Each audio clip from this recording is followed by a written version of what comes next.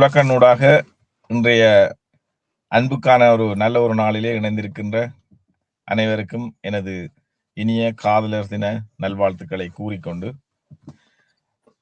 காதலில் அன்றைய காதலா இன்றைய காதலா சிறந்தது என்ற ஒரு அழகான ஒரு பட்டிமன்றம். இந்த அழகான பட்டிமன்றத்திலே நான் முதல் கூறியது போலதான் என்னுடைய ஆசிரியர் அண்டன் ஆசிரியரோடு செய்வதில் நான் மிக மட்டற்ற மகிழ்ச்சி அடைகின்றேன். இதுல விஷயத்தை நாங்கள் பார்க்க வலிக்கிறோம்னு சொன்னா, முதல்ல இந்த காதல் என்றது தமிழுக்கு ஒரு பெருமையான ஒரு விஷயம். காதல் என்றது எங்களுக்கு நிறைய பேர் கொண்டு அழைக்கிறோம். காதலை அன்பு என்றோம், பாசம் என்றோம், பரிவு என்றோம், நேசம் என்றோம், பற்று என்றோம். அப்படி அந்த காதலுக்கு ஏராளமான பேர்கள் இருக்கு தமிழ்ல. இப்ப ஆங்கிலத்துல தனியே லவ்ன்னு மட்டும் தான் சொல்லுவாங்களா, ஆனா தமிழுக்கு இது ஒரு சிறப்பு. இந்த காதலுக்கு ஏராளமான பேர்கள் இருக்குது. இந்த காதலும் எங்களோட வாழ்க்கையோட பின்னி பிணைஞ்சிருக்கிறது. எப்படி பின்னி பிணைஞ்சிருக்கிறோம்னு நாங்க பாக்குறோம்னா, ஒரு ஆணும் பெண்ணும் சேர்றதோ இல்ல ஆணும் பெண்ணும் கதைக்கிறது மட்டும் காதல் கிடையாது. ஒரு அப்பா அம்மா பிள்ளைகள் மேல வச்சுக்கிற அந்த பாசம், அது ஒரு காதல்.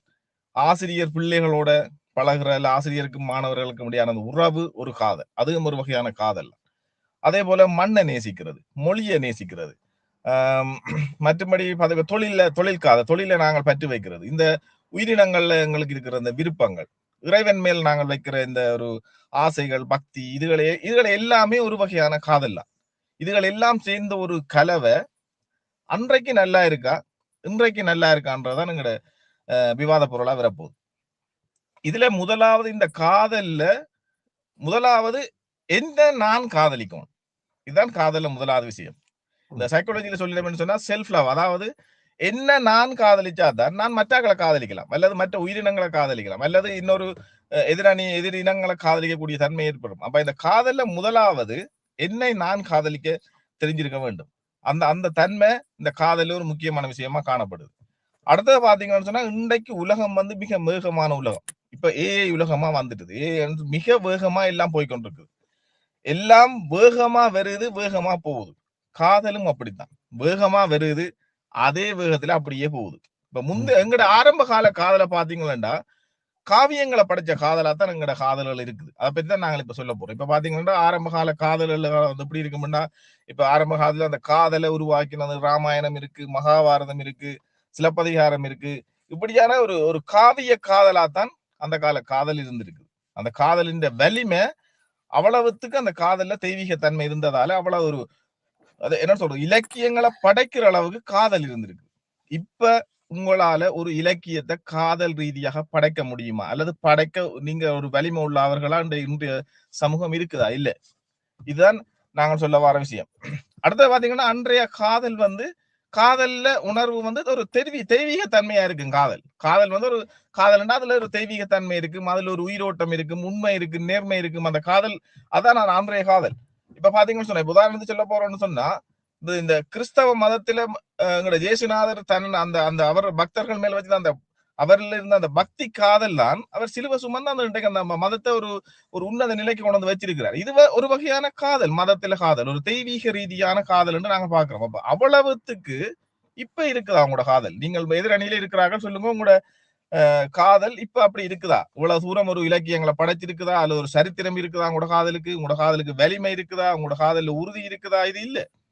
இதைத்தான் நாங்கள் இப்ப கலைக்க போறோம். இப்ப எதிரணிட்ட நான் ஒரு கேள்வி ஒன்று கேட்கிறேன். நீங்கள் ரெண்டு பேரும் உங்களோட அப்பா அம்மா அல்லது உங்களோட உறவினர் சொந்தங்கள்ல உங்களுக்கு ஒரு ஒரு பற்று பாசம் இருக்குது. அவைகளை பார்க்கணும், அவைகளை நீங்கள் நல்லா வாழ வைக்கணும், அவைக்குரிய கடமைகளை நாங்கள் செய்யணும், அவர்களோட தேவைகளை நாங்கள் நிவர்த்தி செய்யணும் என்ற ஒரு ஒரு ஒரு உத்வேகம் உங்கள்ட்ட மனசுக்குள்ள எப்பவும் அப்பா அம்மா என்ற சிந்தனையோட நீங்க இருப்பீங்க, உங்களோட உறவுகள் சிந்தனையோட இருக்கிறீங்க.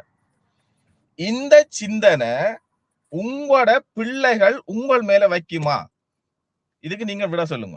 இந்த அளவு ஒரு உங்களோட உறவுகள், தாயத்தில் இருக்கிற உறவுகளை பற்றி உங்களோட பிள்ளைகள் சிந்திக்குதா? உங்களோட உறவுகள், சகோதரங்கள் அல்லது உங்களோட நண்பர்கள், உற்றார் உறவினர் யாராவது ஒரு துன்பப்படையக்குள்ள அவர்களை பற்றி உங்களுடைய இந்த இளைய சமூகம் இந்த காதல் உணர்வோட அவர்களை பார்க்குமா? இப்ப காதல் ரெண்டு பேரும் கதைக்கிற மட்டும் காதல் கிடையாது. அவர்கள் மீது நீங்கள் ஒரு பற்று வைக்கிறதையும் நாங்கள் காதல் என்று தானே பார்க்கிறோம்.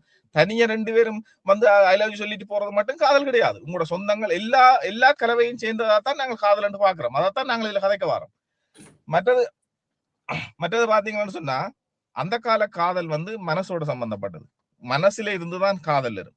இப்ப அப்படி இல்ல. உங்கள்ட்ட எத்தனை வீடு இருக்கு, எத்தனை கார் இருக்குது, எவ்வளவு சொத்து இருக்குதுண்டு உங்கள்ட்ட இருக்கிற சொத்தை வச்சு கொண்டு உருவாகிற காதலா தான் இன்றைய காதல் இருக்குது. இப்ப காதலே மாறிட்டுது. சொத்தை வச்சுதான் காதலிக்கிற காலமா மாறிட்டுதுன்றாரு காதல் இல்லையா? இப்ப ஒரு ஆளை பாப்பினம் சொன்னா ஓகே இவர்கிட்ட வீடு இருக்குன்னா காதலிக்க வலிக்கிட்டு நல்ல கார் இருந்தா அவையில காதல் வரும். அவைய சில வேளை ஏதாவது துன்பப்பட்டு வீட்டை வித்து விடணும்னா காதலும் போயிடும். அவ்வளவுதான் காதல் அந்த இந்த கால காதல். அப்புறம் பற்றற்ற காதல். ஒரு ஒரு ஒரு அதாவது ஒரு ஒரு பொருளை நோக்கின காதலா தான் இன்றைய காதல் இருக்குது. மற்ற இந்த காதல்ல பாத்தீங்கன்னா தமிழ்கிட்ட மரபு இருக்கும். அதாவது இந்த திருமண சடங்குன்றது அந்த திருமண சடங்கை பற்றி விளக்கமா சொல்லல சுக்குமா நேரத்தை கருத்துல கொண்டு போறேன். இந்த திருமண சடங்கு முறைகள் அதுல இருக்கிற கலாச்சார பண்பாட்டு விழுமியங்கள் எல்லாமே இந்த காதலின் ஒரு பிரதிபலிப்பு தான். இந்த காதலின் பிரதிபலிப்பு ஒரு ஒரு சடங்கு முறையா எங்க தமிழர் பாரம்பரியத்துல இருக்குது. இந்த முறைமை இப்ப இருக்கிற காதலே இருக்குதா? இந்த காதல் முறைமைய மாற்றி அமைச்சல முதலாவது ஆளே எங்கட எதிர்காணியில் இருக்கிற உமைகுமரன் தானே. இவரின் நோக்கமே கூட்டிக்கொண்டு ஓடணும் என்ற ஒரு சிந்தனையில இருந்த ஒரு ஆளை கூடிக்கொண்டு ஓடணும் இருந்த ஒரு ஆளை எங்கட நண்பர் கூட்டம் தான் இல்ல தம்பி நீ அப்படி செய்யக்கூடாது எங்கட முறைமை இப்படி ஒரு முறையில போகணும் என்று அந்த அவரே ஒரு அந்த நண்பர்கள் வச்சிருந்த அந்த காதல் அவரை வழிநடத்தி விட்டது. அப்ப இந்த கூடிக்கொண்டு ஓடுறன்ற அந்த இப்பத்த காலத்து முறைமைய நாங்கள் அவருக்கு நல்ல வழிப்படுத்தி உருவாக்கி இருக்கிறோம். இதுதான் எங்கட காதல். இதைத்தான் நாங்கள் இந்த கதைக்கு வந்திருக்கிறோம். வழிபடுத்துற காதலா இருந்திருக்கு. அப்ப வழிபடுத்துற காதல் அதாவது 2 நண்பர்கள் ஒரு நண்பன் தவறி போறாருன்னு தெரிஞ்சா மற்ற நண்பர் அவர் மேல் இருக்கிற அந்த காதல் நட்பு உரிமை அல்லது அன்பு பாசத்தால அவரை சரியான முறையில வழி நடத்தி விடுற அந்த தன்மை அன்றைக்கு தான் இருந்தது. இன்றைக்கு நண்பன் வழி மாறி போனா அந்த நண்பனை கீழே விழுத்துறதுக்கு தான் இன்றைக்கு கனவே தயாரா இருக்கணும். அதுதான் நண்பர்களுக்கு 2 பேருக்கிடையான காதல். எல்லாரும் நாங்கள் வந்து இப்ப இருக்கிற சமூகத்துக்கு எதிரானவர்களோ அவர்கள் செய்யறவங்களுக்கு பிள்ளைன்றதோ எங்கட நோக்கம் கிடையாது. எங்கட அணி எங்க நீங்கள் பிளவுறீங்கன்ற அந்த விஷயத்தை மட்டும்தான் நாங்கள் கதைக்க வரோம். சரிதானே? அந்த அந்த காதல் இன்றைக்கு இருக்குதான்றதான் எங்கட கேள்வி. மற்றது வந்து அந்த காலத்துல பாத்தீங்கன்னா காதலுக்காக உயிரை கொடுத்த சமூகம் எங்கட அந்த அன்றைய காதல் காதலுக்காக உயிரை கொடுப்பினோம். காதலுக்காக வாழ்றது அல்லது அந்த காதல் கைகூட இல்லைன்னு சொன்னா திருமணம் செய்யாமையே வாழ்ந்தாக்கள் நிறைய பேர் இருக்கணும் சமூகத்துல. அந்த காதலுக்காகவே வாழ்ந்து காதலுக்காகவே தியாகம் செய்தது எங்கட சமூகம் என்று அன்றைய காதல்.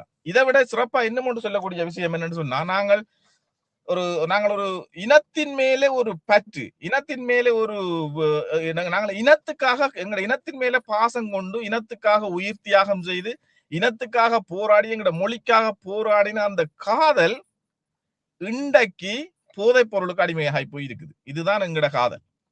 எங்கட மொழிக்காக தியாகம் செய்தவர்களுடைய வரலாறு மலங்கடிக்கப்பட்டது.